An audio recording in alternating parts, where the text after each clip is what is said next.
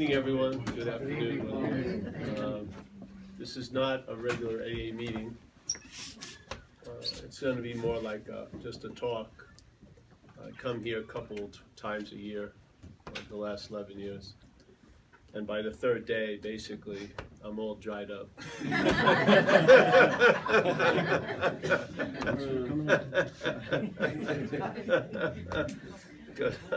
I usually see it more like a lightning storm, not a weather front. Yeah, so little things. You drop some money there, but yeah, just throw it in the. I'll throw it in the basket. Drop some more. Yeah, there'll be a lot of dropping of money. Yeah. So, and has anyone not been here the last 2 days? All right, so I'll give you a, I'll qualify. I guess 1988 I came into the program, March 21st, 1988. March 20th, I was in a trailer park.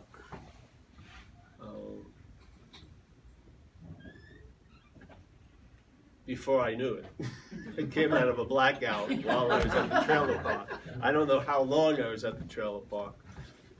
But I left San Francisco 4 days before, and I was up about 2 hours north, sitting across from somebody drinking vodka, Royal Cape vodka, and just trying to stay loaded with the hopes I could get high. Really, that was usually the day's agenda. And I had those mountains that some of us have to climb, which is I didn't have any money. And I had to convince other people to do what I wanted, which wasn't going well the last few months of the run. And so I was really angry, actually. I was really pissed off not getting what I wanted. And so I came sort of to, saw this guy had a big head, bulbous nose, varicose veins. And I said to myself, this guy's a bum, And lo and behold, he was looking at me like I was a bum. And at that moment, something happened that has changed the course of this life, really. Because about 2 seconds before this happening, I had been in a program for 2 years called Delancey Street. They have a chapter in New York City, I think, but this one was in San Francisco. From 85 to 87, I had graduated with flying colors. There was hope there that things were going to be different, but it didn't work out that way. I got sort of taken over by the parasite pretty quickly, and by far, in a couple weeks, I was being used for transportation. Really, something was just out there living again through me, and you know how it goes. It spiraled very fastly down, and I had passed pitiful, incomprehensible demoralization. That was become a norm. And then I'd have different degrees of it, really. And I just cannot believe how low we can go. It just blows my mind. And I was really scraping an ever-deepening bottom. So, and at that point, I wasn't seeing this as a seemingly hopeless state of mind and body, which means it was appearing to be true or false to me. I thought it was a hopeless state of mind and body. Yeah, because I'd given it my best shot, 2 years and 3 months in programs. My mother had been praying for me, the congregation, a lot of human people wanted me to stop drinking. I wanted to, my mother wanted me to, the state wanted me to. Nothing seemed to be able to produce that effect. And as long as I was like suspended or contained in a program, I would thrive. But when I left, left to my own devices, I was overwhelmed because I'm outmatched. The parasite of alcoholism has its way with me. So that thing hit, and it was like a download. First of all, the stream in my head stopped for a minute or two, which I didn't think was possible. And something took that space, and something came through. And I'm not a real believer in the first step of admitting that you're an alcoholic. I like the part in the book where you admit to your innermost self. That to me has traction. Admitting that I'm an alcoholic was just another way of getting drugs and alcohol, really, or getting another pass or a place to stay or a couch to sleep on, yes? But when this download went past the head and went somewhere, I think they imply it as the innermost, you know, in AA, but it went somewhere, and it was just like a CNN news flash, really, just like wham, no story, just a headline, and it really said I'm fucked, you know, and I had been for quite a while, but the muscle of denial is unbelievable. It is unbelievable, you know, how I can see my life and others can see my life. And I'd much rather take their opinion of it than mine, really. But I was only taking mine. So that hit me. And then the next little, like the new books they have out, so that would be the title, I'm fucked. And then they have the other sentence, and I'm not managerial quality. That's what it really was. So I'm not managerial quality. And then suddenly, I had different thoughts, and the first thought I had was call up Delancey Street, see if they'll take me back, yeah? Now, they had been following my newsletter for the last 10 months, and they made a requirement. They say, no, you're not coming back. You can come back in a month, and we'll interview you, and we'll see if we want you or not. And I said the first honest thing I'd said in 10 months, which is, I don't think I have a month, really. You know, I really didn't. And so then I called up a woman who I used to party with, basically take advantage of, really, you know. The parasite in me demonstrated a lot of parasitical behavior, you know, out there, yeah. So, and I had a long string of girlfriends / nurses, considering my proclivities, you know, they were helpful to get medical shit. So I always ended up on, if there was like a dating site, Nurses Are Us, I'd be on that. You know what I mean? They usually have compassion, and that can be taken advantage of, really, by an alcoholic mind. So I called her up and I asked her, and I sounded pretty humble, and I felt, you know, it really shocked me. And then she decided to drive up an hour and a half from the city, San Francisco, and in that hour and a half, I had a miraculous alcoholic recovery. I wanted to get loaded again. I did. It's like that moment seemed to have disappeared, and I tried to talk her into doing what I wanted. So I said, can we get some beer, you know, we'll cop the cocaine, get the dirty magazines, rent the hotel room.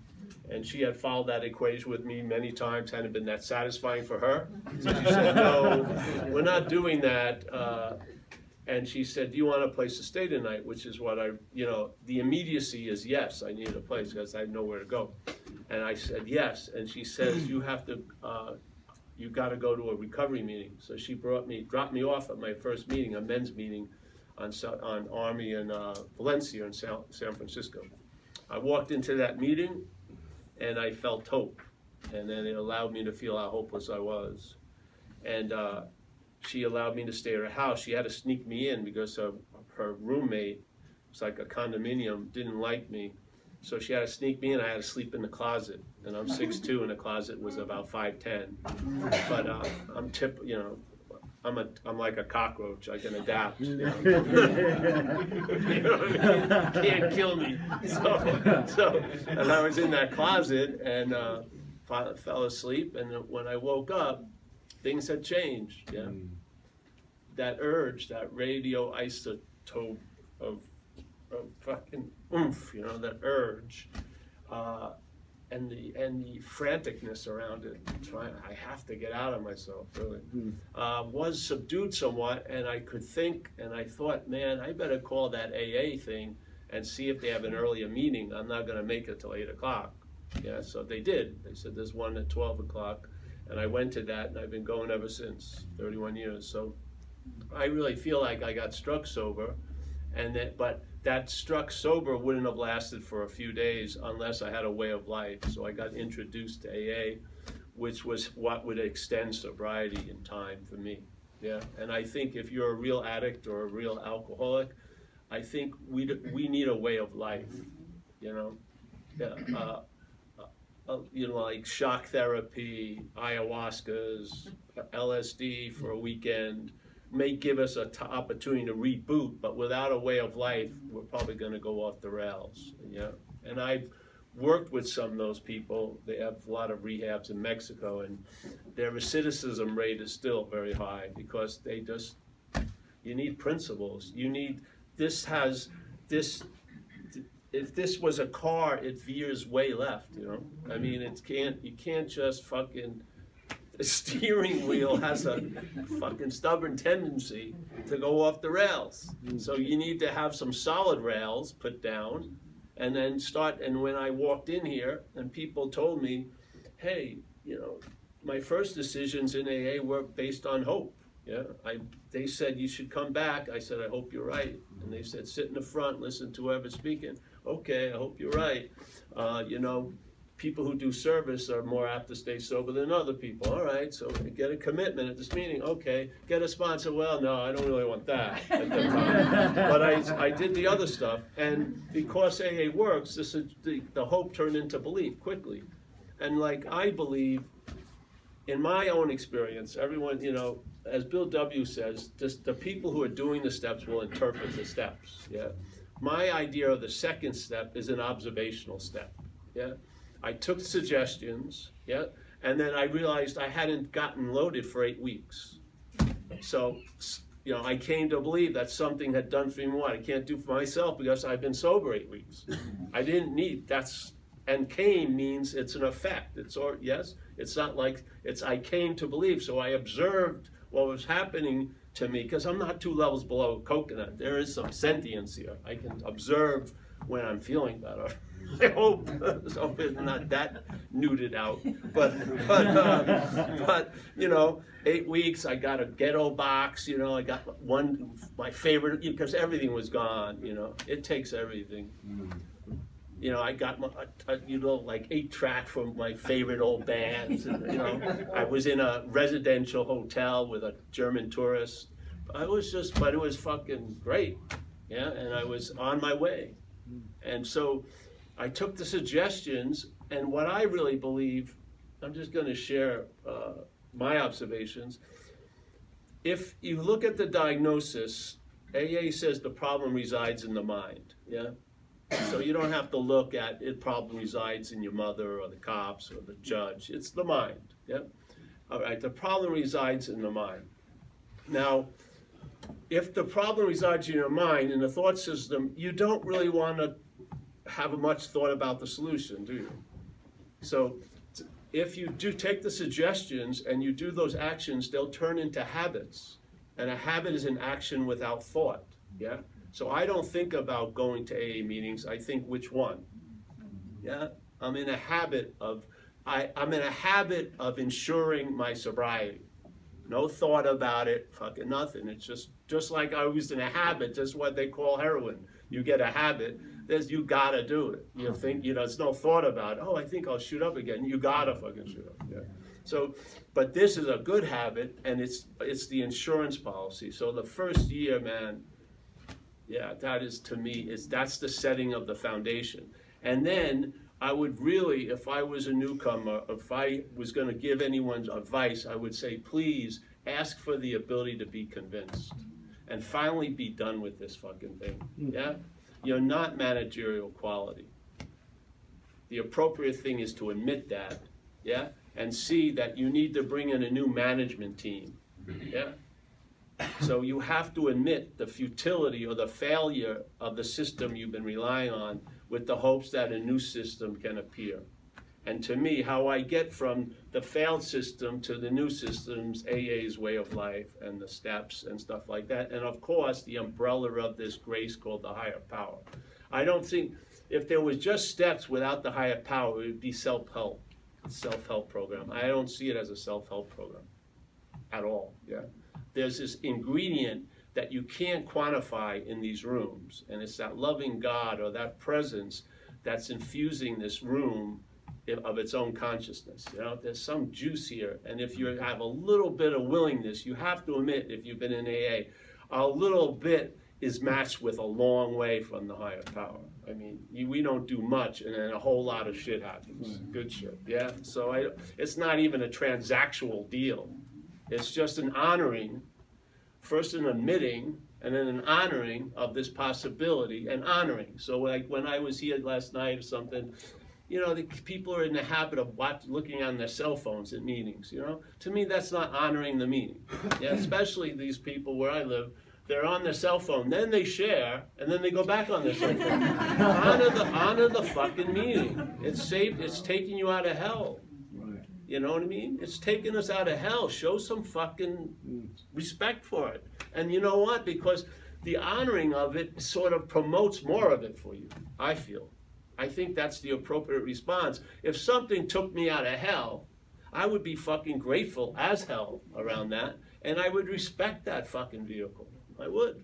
You know? So these things seem like just common sense to me. So that second step, I came to believe very quickly that something could do for me what I can't do for myself.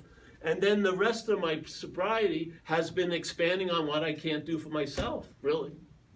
Because something has done for me what I couldn't do for myself. There's a lot of shit I can't do for myself. Yeah? And it's been proven over and over and over again. And when are we convinced? I mean, how much more evidence do you need that you're fucked? You know? Really? So then you go, I'm going to just do the steps in the way tonight I see them. So the third step, yeah, because it's new every day. Seriously. The steps aren't, but your scent and taste of them are. This is what it says in our thing called A Vision for You. God will constantly disclose to us tons of shit. Tons of it. Like peace and serenity and understanding. Yeah? And then seeing the patterns. And one of the first big patterns we all need to see is your role in things. Yeah? We've got to get a sense of what was my role in these situations that I have so much resentment for. Yeah? Because if you're listening to your head, it's very selective. It will forget that you were making eyes at that guy's girlfriend, and then all you remember is the guy just cold cocked me out of the blue. You know what I mean? I was fucking doing nothing. Yeah, but if you look, invariably you'll find you made a decision, not your decision, based on self. And AA to me has very clearly, Bill W., knowing it or not, separated us and self. Yeah, and I'll read it, I'll just say that sentence again. It's the most pivotal sentence for me. On page 64, you know, being convinced, which means to believe with certainty, now. Yeah? It doesn't do you any good that you believed with certainty yesterday. Or you're going to believe with certainty. It's now. It's a present tense condition. With the hopes that by reviewing your life and seeing how self has defeated us, we're clear about that. Yeah? So being convinced that self, manifested in various ways, is what has defeated us. Yeah? It separates. So I would say there's one, I don't even know what you want to call it. Let's just call self, and then there's all of us. Yeah? So self has somehow manifested through all of us and defeated us. Yeah? So this idea of self manifested through all of us, each one of us, and has defeated us. And when we look at how we've been defeated, they're very similar to how you've been defeated. Yeah? And you and you and you, to this point where if you look at the society, in the NA they used to talk about it, most of us end up at 3 parking spaces, institution, jails, and death. Yeah? Now, every one of the drivers who ended up those 3 parking spaces thought they were terminally unique. But they were in the same fucking fleet. They went to the same fucking places because they weren't driving the car. The parasite was. Self was. Self uses us to manifest through, and its manifestations defeat us because we keep calling them ours. So the next thing, this is so beautifully clear. Being convinced that self manifested in a lot of ways. We're not even going to look at the big ones in the inventory. We'll look at the most common ones. There's tons of them. Look at the dictionary and look up the word self. Then they usually have a hyphen, and they have like 150 attributes. And if you weigh the 150, about 120 are fucking really negative, and there's maybe 30 okay, like self-love, but then there's self-immolation, self-destruction, self-hatred, and self-esteem or something. You know what I mean? Like it's so weighted one way.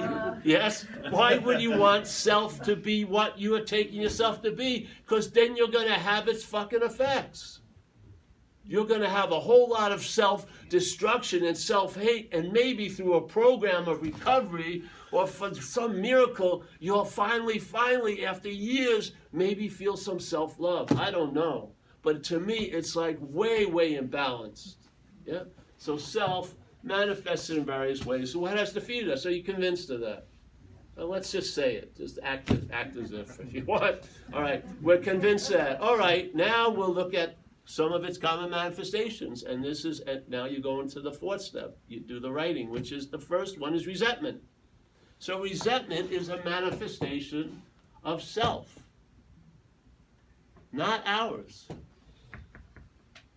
So self is manifesting resentments, fears, harms other people, pursuit of what we want, and it's defeating us. Those manifestations are defeating us. Yeah? How do they defeat us? We call them ours. Even when we get into recovery, we're still calling them ours. How can we have real relief if you don't get to the exact nature of the wrong? The exact nature of the wrong is identification as what you're not. How can I say that? Well, we always use Hope Stanley's here again. I just like the word Stanley. So here we are, and Stanley is manifesting through me. Yeah, Stanley is manifesting through me. And every time I notice the manifestation, I call them mine. Yeah? I call them Paul's manifestations. I must be in the act, right at that moment, being identified as Stanley. Or I would recognize they weren't mine. Yes?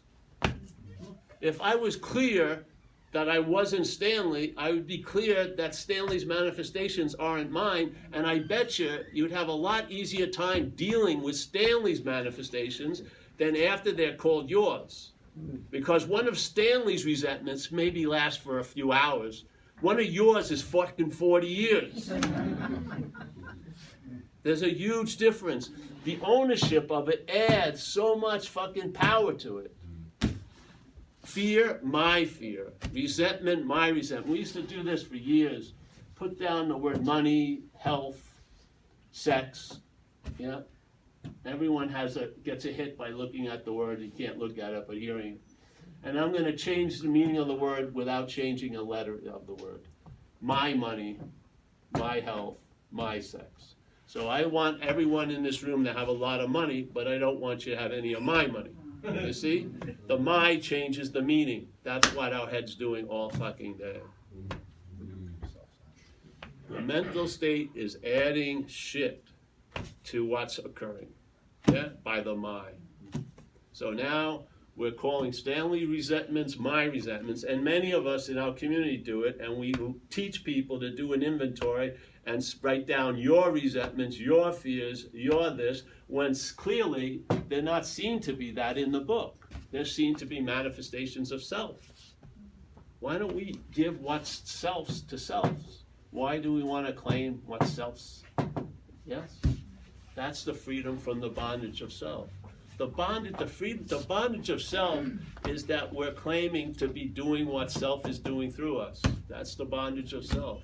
That's the bondage of Stanley, really.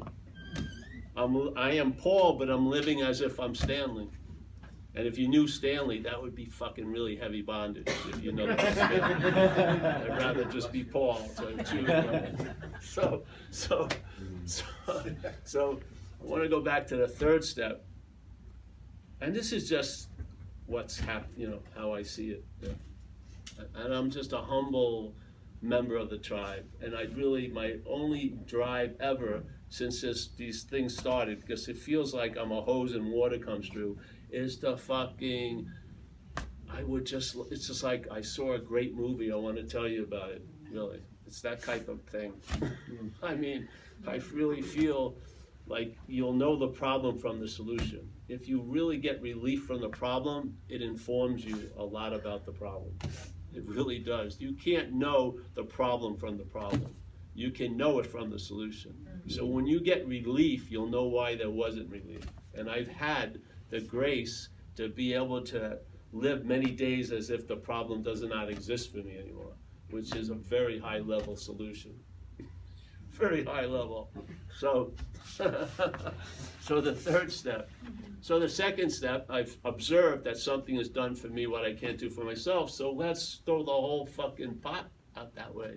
All right, I'm gonna, make a decision to turn your life and, over to the care, your willing life to something else. And I remember when our family put my mother into her place, she was living in an apartment and she would pass out in this wheelchair and she couldn't move and she was afraid she couldn't get to the food and everything. So it was time to put her somewhere and put her under someone else's care. Yeah? And at first she was very afraid, but after a few weeks of getting fed 3 times a day, and that fear lifted because she had evidence contrary to it. Yes? As soon as the basis of the fear was changed, she outgrew the fear. Yeah? Because she was under care of something greater than herself. This is what, to me, is the spirit of the third step. I'm going to turn my will and my life on. But see, I can't do that at that moment. I make a decision because if you don't admit your will and your life has been taken over by alcoholism, you really you can't turn your will and life over. That's why it says you can make a decision, but you don't have the power to do it because you're already occupied. The alcoholism has you. And so when the alcoholism makes the decision to turn its will and life over to the care of a higher power, it has a clause in the agreement, I can take it back at any time. Yeah? So if I want to meet a girl, fucking take that back, take this, take that. Yeah? So a lot of people, we play a transactional game of, I surrender, take it back, and then when the shit hits the fan, I surrender again, take it back. Maybe one time you won't be able to, yes? Yeah. So I don't see that as surrender, because surrender really, as the principle, turns into surrendered. Yeah? You're very clear that you're not managerial quality. You're very clear that any life run on self's will, not yours or God's, self's, yeah, is not going to be a success. I'm very clear of all these descriptions because they fit me to a T, yeah? So I'm very willing to make that decision. Now I can't bring it about, and that's 4 through 9. The working steps is what allows the third step to be filled with like flesh and blood, yeah? It gives it weight because now you've introduced, by weakening the power that has you, another power becomes available, which we call the higher power. And to me, alcoholism is like a little dog masquerading as a big dog. If you introduce a bigger dog, it fucking rolls over. Yeah? So to me, 4 through 9 initiates that. Yeah? And if people talk about the greatness of the third step, they've usually done 4 through 9. Yeah, because that to me is what gives it oomph. Yeah, see, now you have power be decision. Because at the third step, we are not under control of our own lives. We've been taken over. We're occupied. We're occupied by what I call a parasite. It's just an image. It's a mental parasite. You couldn't see it. You can't see alcoholism, but you can see its effects. X-rays won't pick up alcoholism. It's a mental parasite. The diseases of a mental state. Yeah. It's amazing, really.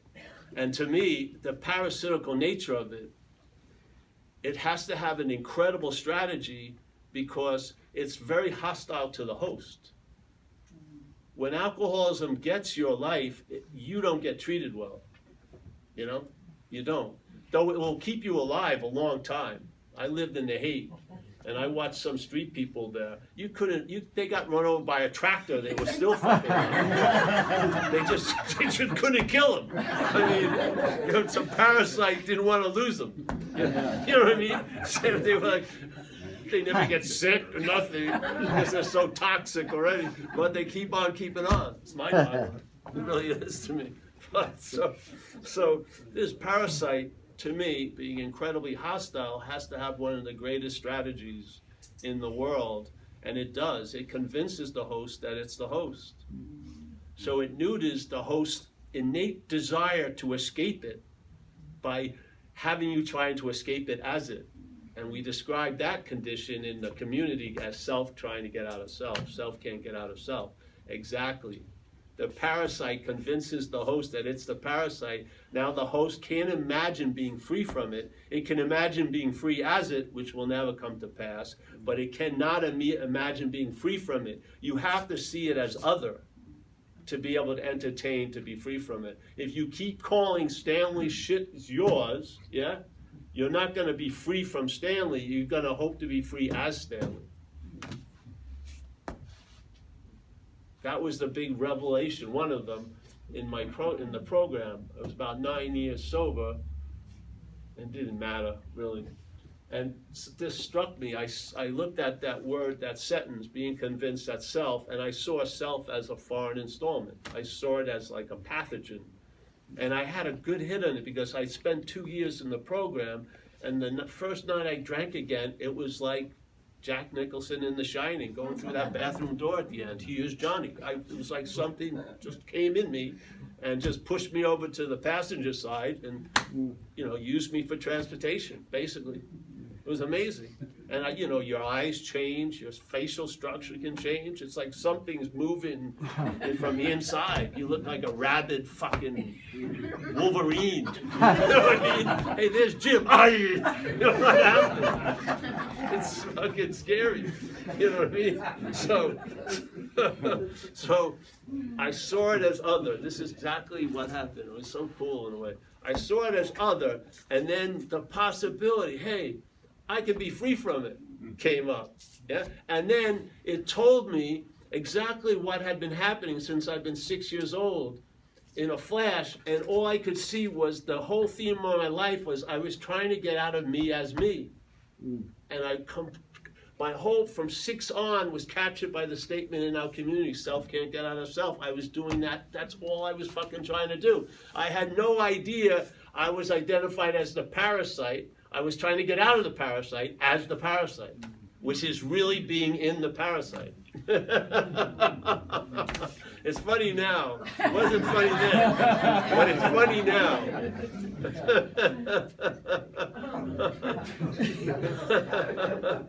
So at that point, I just, the program changed for me, and I started to concentrate on they have many points about doing an inventory, but the one I'm most into is seeing how self has defeated us. Because with the hope, because it's an act of being identified, you can't see self, but you may intimate it by seeing its manifestations, yeah? So if you ever notice, like when you started getting AA and you would do inventories, something that you took really important, a lot of its manifestations were around. Like if it was self-esteem, that's where all the fears were, the resentments, yes? Oh, it was unbelievable. And so you can start putting 2 and 2 together. It's like following the breadcrumbs, but you'd follow like the piles of shit. Piles of shit, like the old Pooper Scooper story, and it leads you to the dog. Now, if you don't want to become a fucking master of picking up shit, get rid of the fucking dog. If you get rid of the dog, which is your interest and attention lifts off of this preoccupation with this fucking idea of you, and then it goes, you get interested in others, like it says, and you may be an other that you get interested in. Like it says, you'll lose interest in self. It doesn't say you'll lose interest in you. It says you lose interest in self and you gain interest in others. In that position, you're an other. So now there's going to be a healthy interest in the other that's you. This idea of, and then when it says we have to abandon ourselves.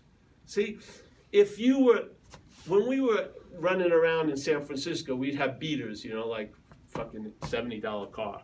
And we'd run it until it dropped dead. Usually we'd run into a tree, like at Markin and Castro, and we'd just abandon it and just say, fucking it. So it says, abandon yourself to God. Because I wasn't a car, I could abandon the car and walk away. You can't abandon you, but you can abandon self because you're not self. You can abandon yourself, which is the claiming of self, abandon that which you're not over to the power. You can't abandon yourself you can't abandon you to God, you'll still be there. Yeah? I'm going to abandon Paul, and then Paul's going to try to walk away from the abandoned Paul. How is it going to work? Yeah? No, you can abandon something other than you. Now, he may not have meant it, but that's how I see it. And it says in this book, we know but a little. People are going to come after us, and there's going to be more disclosing.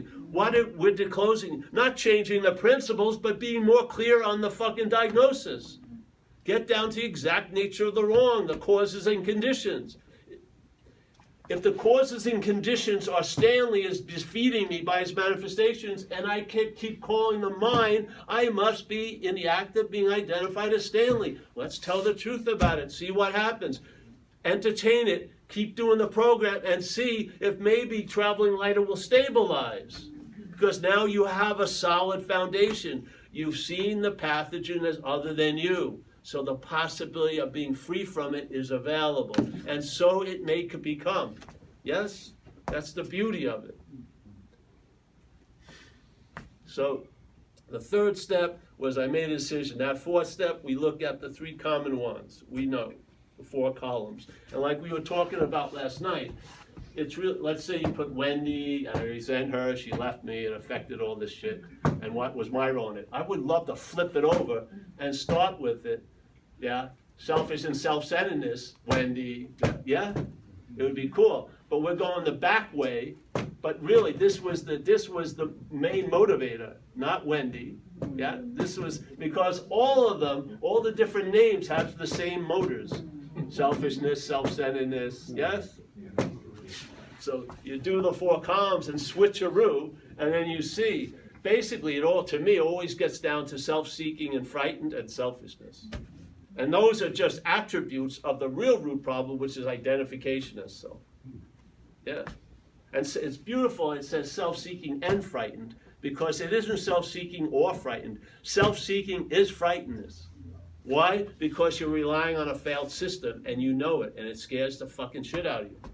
That's the whole thing when they describe fear. They say, why are you in so much fear today? And then, please, let's not have a meeting. We'd be here for fucking weeks. Giving out reasons why we're in fear. And he just shuts that off and says, isn't it because self-reliance has failed us?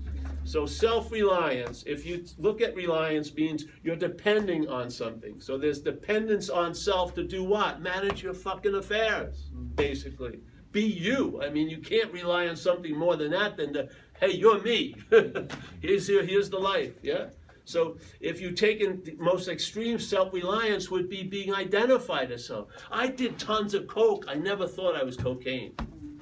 Not one night did I do so much cocaine that I made a bed as a bindle and fucking got in there and folded it up. But we start at that level of insanity. We start there. We're identified as the disease. It's like I'm taking myself to be cocaine. And all the cocaine I do reinforces that fact. So the 5th step, you share it with another person and with the higher power. You always have to remember it's like a triangle. Yeah, the higher power, that presence is always brought in. The person hopefully points out some of your basic patterns of how self defeated you. So what happens to me was, then when they started to occur, I could see them through the lens of 6 and 7, and I'd watch what I used to not even see, and I go, hey, I'm entirely ready to have that fucking thing reconfigured. I don't like the word remove, because I don't think you can remove energy. You reconfigure it, and I think it's all energy, really. Anger, hatred, all that is just energy, just bunched up in a certain way. So I say, hey, I'm entirely ready to have it removed. And I humbly ask that power to remove it. So 4 and 5 illuminate self, yeah, because I can't see self. I see it through its fruits. Like Jesus says, you can't know the tree, but you'll know the tree by its fruits. So I can't know self because I'm taking myself to be it, but I can recognize it by its fucking manifestations. So I do the input of the manifestations, then I recognize it, and I say, hey, I'm entirely ready. And the closer you get it right out of the oven, to me, is the better. And I do a lot of 6 and 7 at meetings. Because when someone's talking about alcoholism, I'm not exempt from what they're sharing. I just go, oh, hey, I get a little twinge. Hey, I'm entirely ready. Take these cookies out, And the bolster, it's like a booster rocket because there's that loving presence here. So 6 and 7, to me, as you get into the program, is the most active steps. Because you're going to keep getting, constantly, there'll be more disclosure of what you're not really. You'll see a lot about Stanley. And hopefully you're seeing it from Paul, and you say, hey, I'm entirely ready fucking for you to have Stanley. And then I humbly ask that power. Yeah? So 6 and 7 to me are, no. Well, 8 was simple. You just wrote a list about people you harmed and stuff. And then it's up to what your sponsor wants you to do. Sometimes they say, do the easy ones or whatever. But I found that once you get at that point, and also basically it's linear because it really sets you up for the next step. I tried to do some 9-step amends at the first step area time. It didn't work out well. Because I was looking for fucking relief, like a shot. I wasn't making a declaration of I'm willing to change my behavior so I don't do what I did to you to anyone else. No, I just wanted to feel better about myself. So there is a linear process. And then so 9 was to make the amends, you know? And so what happened is I just ran into tons of them, really. I mean, I wanted, and the first move I felt was to avoid it. But then AA hit me, and I stopped, and, hey, all right, come in, I owe you $45 for a phone bill I never paid, and shit like that. Yeah, I just kept running into it. And what's really beautiful is my mother died when I had 2 years sobriety. That was awesome. And the funny thing is, I went to her wake, and when my father died when I was very young, 9, a couple really started to take me out. Take me to demolition derbies in Freeport, Long Island. And I told my sister when my mother died, did you get in touch with these people? And she said, oh, I forgot. So I was at the wake, and these 2 people come in, and they're looking at me, and they come over, and it was them. And they'd been getting my newsletter. And they said, how are you, Paul? I said, I'm good. I'm in a program of recovery. I got 2 years. And they go, oh, well, the husband had 12 and the wife had 9. And then the guy whispers in my ear, he says, I think you should stay in AA for 5 years, but after that, get a lot of outside help.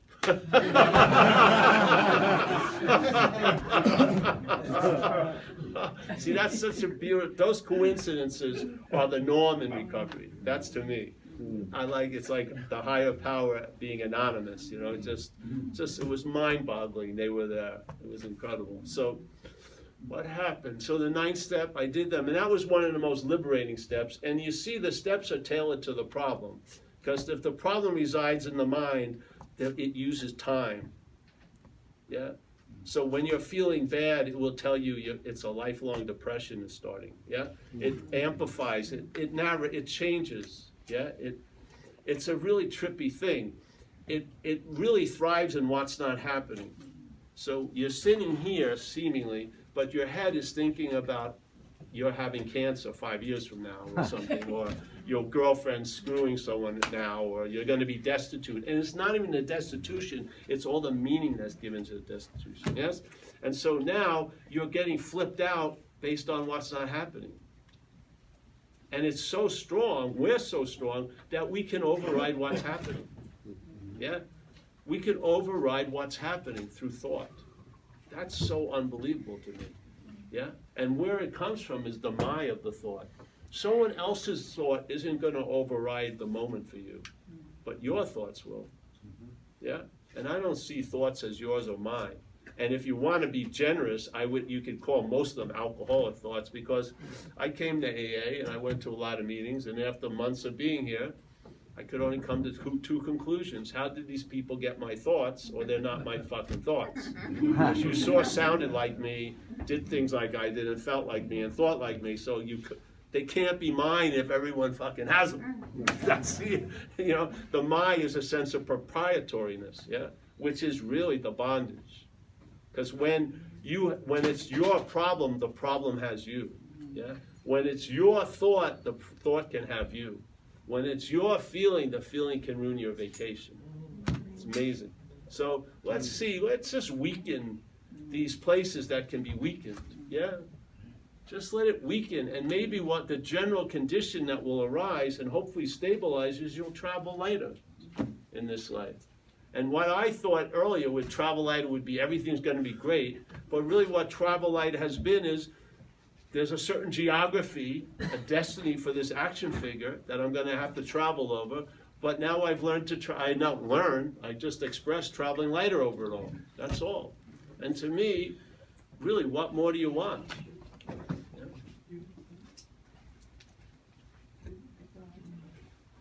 Oh, money, yeah. That's what I want, more money. I have a lavish lifestyle.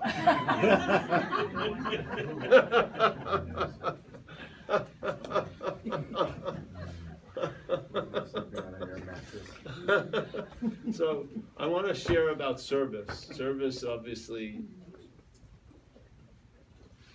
is one of the three triangle parts: service, unity, recovery. So service, in many things, but you know, if you could look at people in meeting rooms and see them almost like an X-ray, there's usually like this giant thing around them.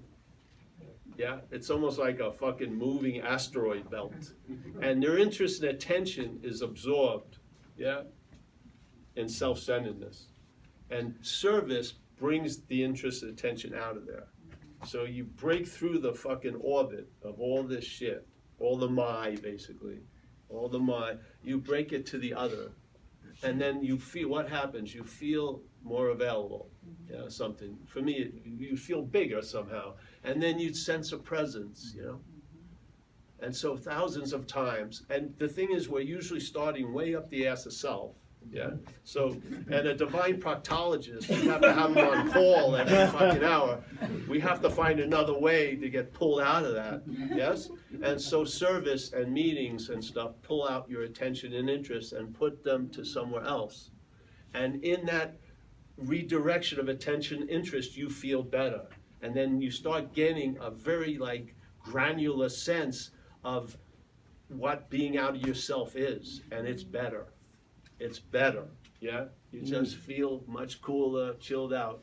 And so the service pulls you out of that. So what happens if you keep observing what happens in service? What happened with me, one time I hit the presence, yeah? So I do the service, I feel available, and I sense a presence. Then I sense the presence, but as the presence, yeah? Not as Paul or Stanley, but as the presence.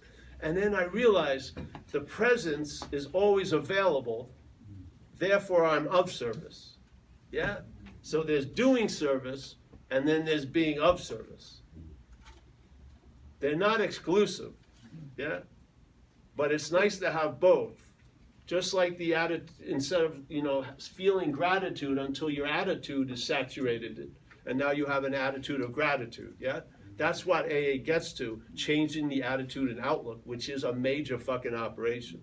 So it changes the attitude and outlook. Well, service has done that with me. So now, I am the presence, really, and therefore I'm always available. And being always available, I'm of service. Yeah? I don't have to have a formulated one, and I do formulate it, but it's open range. Yeah? And the same thing with the higher power. First you have the higher power of your own understanding, and then over time, hopefully, it ends up of having a higher power of its own understanding. Because I don't want a higher power of my understanding. I'm going to be severely limiting it, yeah? And I'll be playing God, really. But it evolved to that point where it's always available at all times, right where I am, with no requirement necessary to meet it. That's a pretty good, so wherever I am, it's there.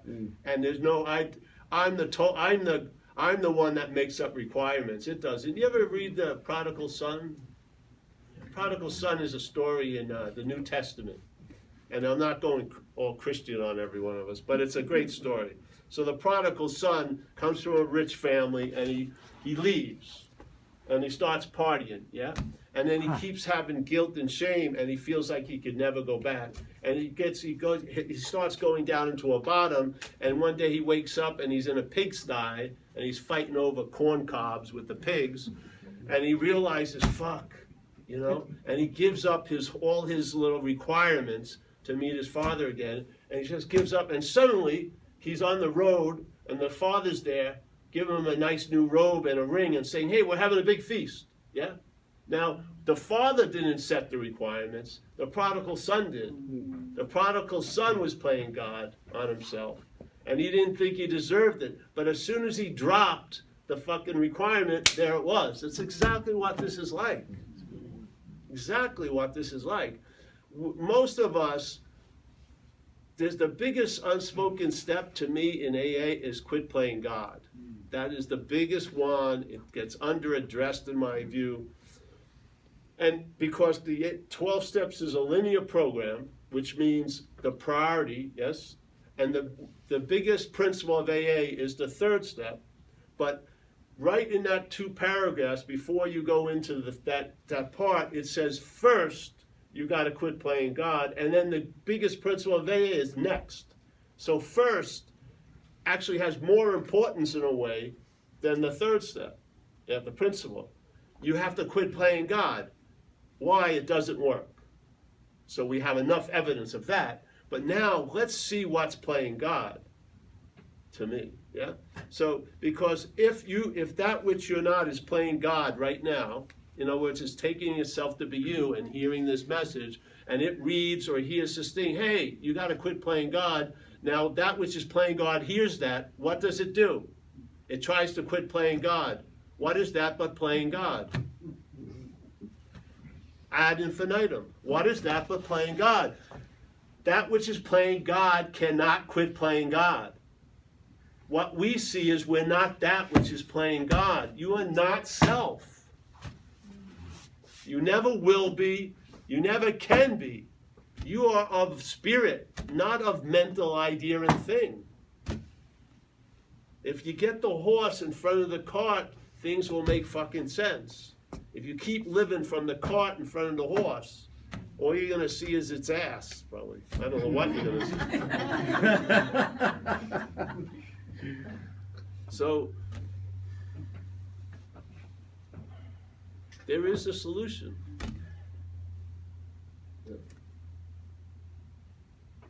And if you get to the exact nature wrong, I entertain this idea, and no matter what's happened in the 20-something years, I have to admit that I have been living, or I've traveled lighter in a stabilized manner for a long, long time, with no maintenance, no vigilance, no lifting weights to keep it in shape.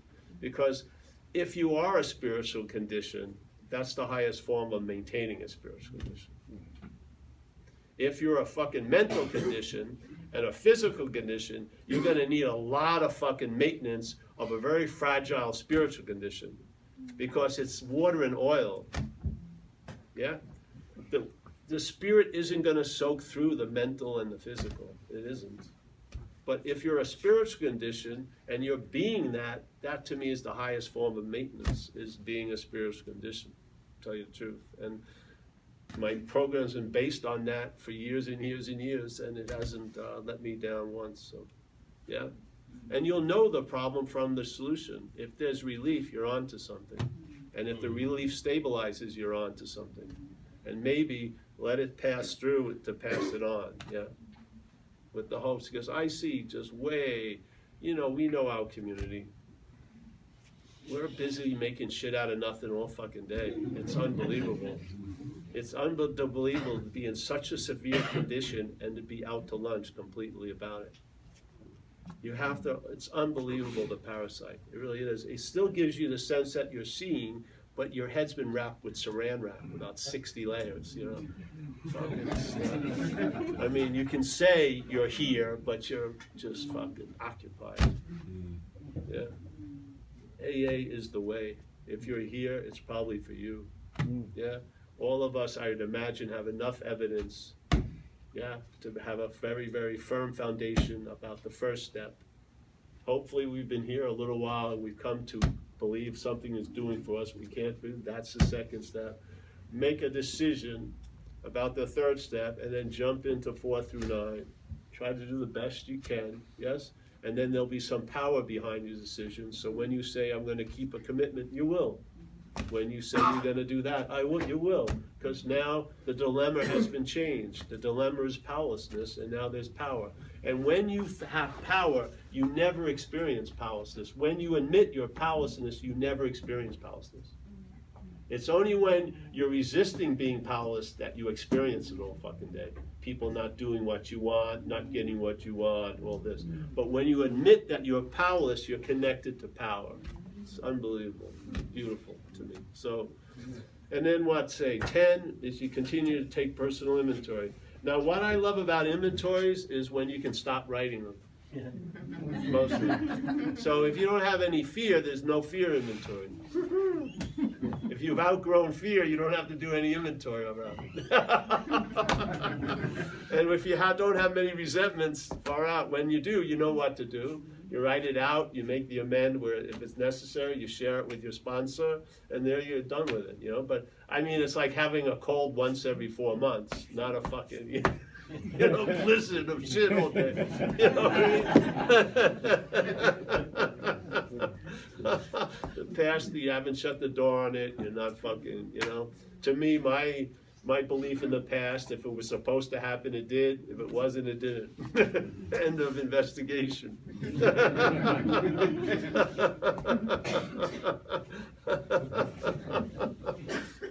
And if you're here, it's a great immunity to what's not happening, really. I mean, the thought system, the mental state is the only thing that can produce what's not happening. We've got 5 other senses right here. Seeing, hearing, feeling, tasting, touching. That's like 5 anchors for a boat. You should be solidly here. Yeah, you're conscious of it, aren't you? Seeing is occurring right now. With any effort or thought? No. Hearing is happening. You hear a lot of shit you don't even want to hear because you don't have choice. Hearing is there. Seeing is, what is that but awake spirit moving through the flute? Yeah. What is that? What is that? Seeing, hearing, feeling, tasting, touching. Doesn't it seem like it's before all the thoughts we have about us? I feel it is. Yeah. It doesn't seem to have any volition. When people talk about, I didn't want to feel that, they already felt it. The feeling already was noted. Then the idea of them, I didn't want to feel that. Hey, fuck, then you felt it already. It's too late now. Yeah, really, you have no power. You're not the one who's conscious. Consciousness is. Seeing, hearing, feeling, tasting, touching is the basis of all of our lives. Yeah, and then we have a mental state that thinks about it all.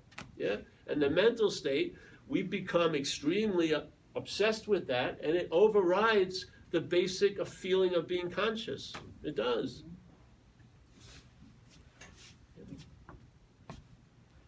And therefore, what's happening, which is us, gets caught in what's not happening. And we go into what's not happening and produce an effect now by it. We are like, miracle. Jesus supposedly brought someone back to life. Lazarus is one of his big top 10 miracles. Lazarus, he brought him back to life. But Lazarus was alive at one time. We're making shit out of nothing all day. We're miracle workers. For you to be fucked up by 2021 is a miracle when you're in 2019. It is. When you're in, let's say, September 14th and November 30th is flipping you out, that's a miracle. So no one else is being flipped out by November 30th because everyone's in September 15th. And so are you, really. But the head is in what's not happening. And what's not happening, it has such faith in it, it produces an effect. And I want to finish tonight because I want to talk about faith. Faith is a big thing. And to me, just listen, I'm not talking about a faith, not Islam or Christianity or Judaism.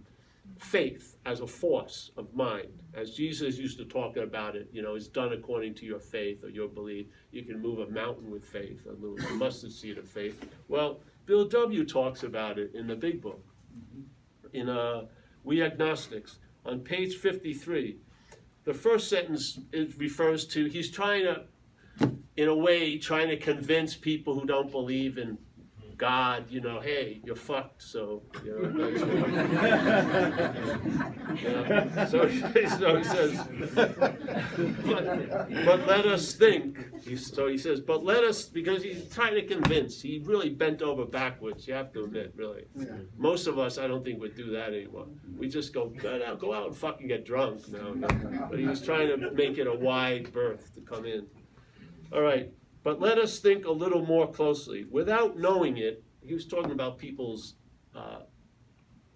being up Schitt's Creek, circumstances. Without knowing it, had we not been brought to where we stood by a certain kind of faith. So when someone tells me they have no faith, they have faith in that. Right. There's faith before the faith. They have faith that they don't have faith. So faith is always there. Yeah? But let us think a little more closely. Without knowing it, had we not been brought to where we stood by a certain kind of faith? For did we not believe in our own reasoning? Fucking the thought system. Yes? Did we not believe in our own fucking reasoning? Did we not have confidence in our ability to think? What was that but a sort of faith?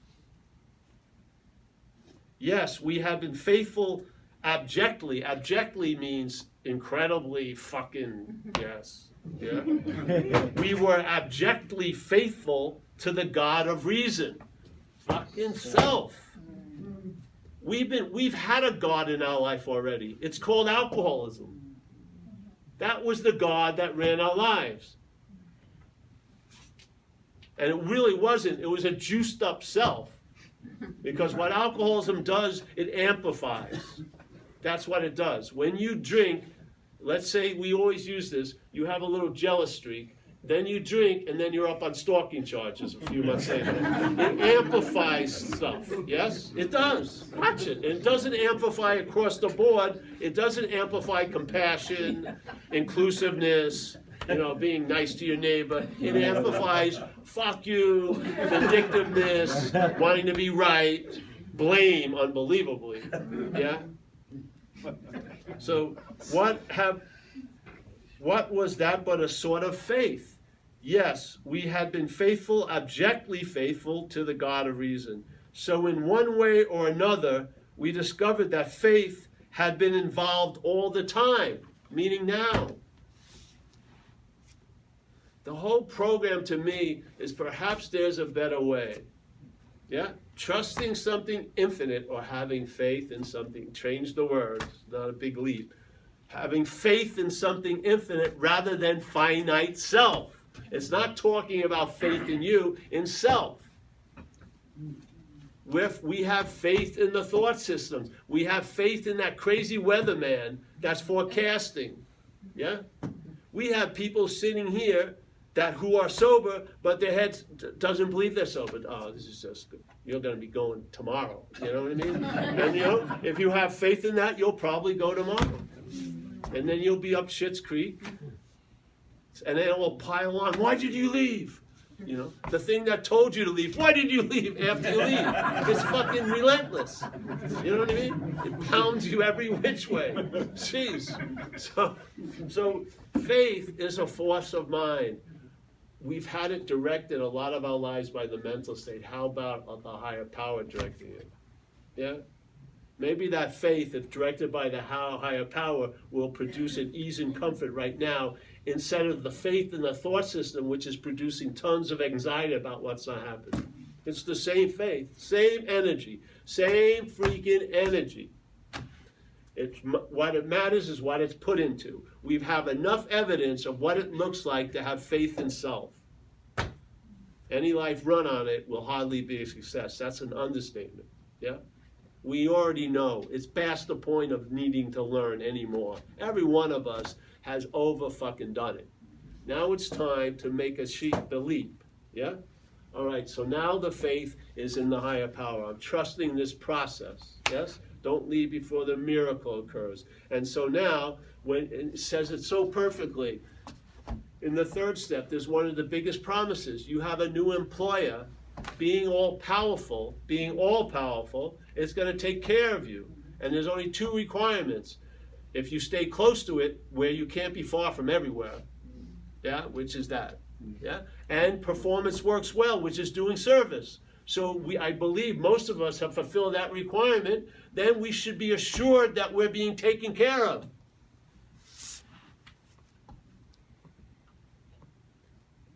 Don't wait for your fucking parasite to be convinced it won't be. Fucking start living from the innermost. The innermost is absolute. It's already convinced completely. This thing can't be. This can be incredibly convinced and unconvinced in 5 minutes. Yeah? It's a binary system that goes doot, doot, doot, doot, doot, doot, doot, doot, doot. And when it's saying something here, it's sincerely saying it. But it has no power behind it. So. And then the 12th step, of course, is the agenda that we adopt, you know. Practice these principles in all our affairs. If you can't do that, limit your affairs for a while. Really, limit them. They're not forever. Limit your affairs. If you know that I get involved with that shit, I'm going to maybe get drunk, well, don't get involved. I mean, why throw, you know, you have the knowledge, the wisdom, let it redirect you away from the hole. It's like a professor of holes. He knows everything about holes, but he keeps falling in them. What's the point of the fucking knowledge? I want to be a professor of holes so I don't fall in the hole. Yeah? And the idea of self-knowledge avails us nothing. Knowledge of self is very valuable. If you see what you're not and learn what you're not, you'll be able to recognize it as not you. If you keep having all the knowledge you're picking up claimed by self, it's going to neuter any effect it could have. Especially when you most need it. Fucking, it won't be there. Yeah. So that, to me, the 12th thing, and then help the alcoholic, and that's the agenda we adopt. Yeah, and that's our life. What was possible is proclaimed. What needed to be done to allow that to occur has happened, and what maintains it was made available. And then it's, like a church in Dover may have 1 meeting a week. We have 600 fucking meetings a week. AA knows what it's up against. This problem is a mental problem. It's not like a fucking disease you can take a shot for. Yeah, it's insidious and powerful and cunning, and it's talking to you as you. So yeah. I think that's it, eh? Thank you. Yeah. Okay.